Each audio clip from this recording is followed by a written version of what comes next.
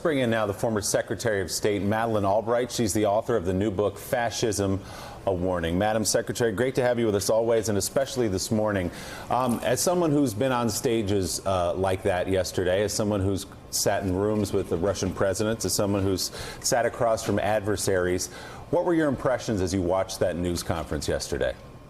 Well, I have to say many impressions, but mostly stunned disbelief at the behavior of the President of the United States in terms of not defending our country and really bending to the kinds of things that Putin really wanted. I think Trump is the gift that keeps giving to Putin. And Secretary Albright, what do you suspect as you watch that? I mean, you may speculate if you wish or not, but what's going on here? What are we looking at when we see a president not willing to defend the United States and not willing to back up his own intelligence agencies against an adversary like Putin? I find it very hard to get inside President Trump's mind. I'm not a shrink, but I really do think that there are other things going on in terms of what his desires are, or that he doesn't understand what the responsibilities are of the President of the United States. And what worries me, there are many parts that worry me, but what really does worry me, what went on in that meeting where nobody was. Right. I found very interesting in the picture before they go into their private meeting is Putin is sitting there with a pad of paper. I've been with Putin. He takes notes. He is very smart, and there's no idea about what President Trump did in there and what he promised and revealed. And it's a question, Mike, we've been asking, we'll continue to ask. Why did President Trump insist on being alone in a room for 2 hours with Vladimir Putin, without his Secretary of State, without his National Security Advisor, or any of the people you typically see there? Well, because he was meeting with Vladimir Putin, you can be assured that there's a transcript somewhere, and it's probably in Moscow. But, Madam Secretary, when you were Secretary of State, one of the functions of the Secretary of State is to appear before various Senate and House committees multiple times, and therefore you appear before members of the Senate Foreign Relations Committee, House Foreign Relations Committee, who are fairly well versed in international affairs. Are you surprised, given what has happened not just yesterday, but repeatedly in lesser volume over the past several months of the Trump presidency, that there has been such muted response or reaction or criticism of what this man, Mr. Trump, is doing to this country's image abroad? I am surprised that Congress has not reacted more, because they do represent the people. I have to say that those hearings you prepare for, you think about, and you are prepared for some tough questions. And I do think that there needs to be more action by our Congress. Article 1 is about the role of Congress across the board, but especially in foreign policy. And so I do hope that there's more call for explanation by the representatives of the people. Madeleine Albright, it's great to have you here, Madam Secretary. And let me ask you, what would your advice be to Mike Pompeo today, someone who has spoken out as CIA director against what Russia did in 2016, someone who has spoken out against Russian aggression and even since then? What advice do you have for him this morning after the President of the United States humiliated himself in front of the world? Well, it's very hard to advise somebody that doesn't consult, but I think basically it is important for them to understand, all the people that work for President Trump, what their responsibilities are. But I do think that people need to recognize that they took an oath of office themselves to protect the Constitution, and I think everybody has to make up their own minds about how they're going to react. But I do think I can't visualize what the meetings must be like after something like this. Does anybody say to him, to the president, what in God's name were you thinking about when you did that? Because somebody needs to make it clear to President Trump that his behavior in that press conference was un-American, outrageous, ridiculous, stupid. I can't even think of all the adjectives that I think really should be attributed to that behavior. Madam Secretary, it's Richard Haass here. Good morning. What would you now say that the President of the United States, or the U.S. government more broadly, should say to Mr. Putin? What should we do? What do you think we should be doing both in retaliation against Russian interference, and what ideally do you think we should basically threaten Mr. Putin with in order to deter future interference in our politics?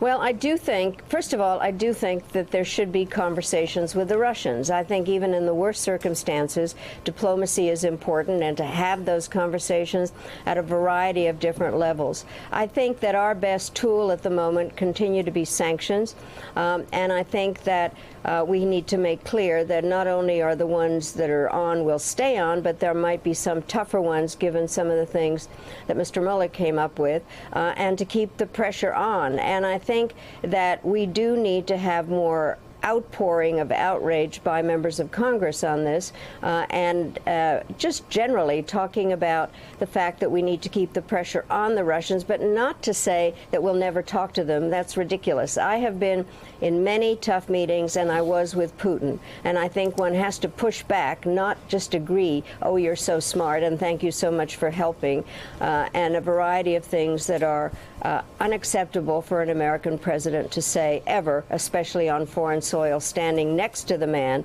that in fact has undermined our electoral process. Should we try to weaken Putin's internal position? Should we be, in a sense, willing to play fire with fire and use cyber tools to try to influence Russian politics? I think we need to figure out generally how we operate in the cyber field. But we do need to understand, as some of you have already said, is that Putin is a KGB agent. He is better at propaganda than anybody.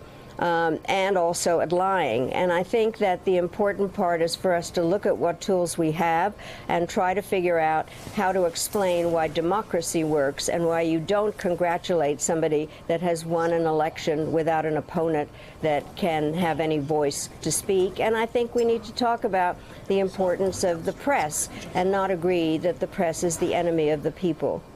Madam Secretary, it's Catty Kay here. I've had diplomats over the course of the last few days suggesting to me that the transatlantic alliance and relationship can survive 4 years of Donald Trump, but probably not 8 years. In the context of what happened yesterday with Vladimir Putin, where does this leave Europe now? What should European countries be doing to fortify their own securities? The Germans have suggested we can't rely on America anymore.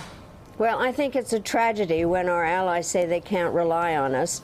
And I have obviously spent a lot of time in Europe generally and just before all this took place, and I think our allies had trouble explaining what was going on before. I do think that it is possible for the Europeans to have a strong European defense and try to sort out what the EU should be doing, but I don't think they should give up on America. I think that there are a number of ways that those of us that have been involved in this before need to keep restating that we are an alliance that generally in terms of our values, that we need to continue to work together, and that we are all resilient and we will get over this. But we cannot normalize the behavior of President Trump. I thank you for mentioning my book, Joe, and I really do think that I have said that it is a warning that one of the things, the best quote in my book is from Mussolini, who said, if you pluck the chicken one feather at a time, nobody will notice. We have just plucked a lot of feathers here. And I think that it's very important for us to make clear that Trump has overplucked and that we need to make very clear what is going on. Well, and Madam Secretary, obviously your personal experiences in your life being driven out of Europe, Dr. Brzezinski's and Mrs. Brzezinski's experiences, two close friends of yours throughout their entire lives, put so much of this into sharp relief, especially considering that you and Dr. Brzezinski spent your adult lives fighting against the spread of Russian influence in Central and Eastern Europe. That must put comments like yesterday in even more stark relief. No question, because I do think that Putin has a plan. He wants to undermine democracy. He wants to separate us from our allies in Europe. He wants to reassert influence in the Middle East. And our president is a help in all of this. There is a term that the Russians use. It's called useful idiot. I do think that whatever President Trump thought he was saying, he definitely helped Putin's plans for getting back into the game and for undermining democracy in Europe. We cannot allow that to happen. Madam Secretary, thank you for being with us. Mika sends her best and is reading halfway through your book, Fascism, A Warning, by Madeleine Albright. Thank you so much, Madam Secretary. Thank you. Give her my best. Thanks for checking out MSNBC on YouTube, and make sure you subscribe to stay up to date on the day's biggest stories. And you can click on any of the videos around us to watch more from Morning Joe and MSNBC. Thanks so much for watching.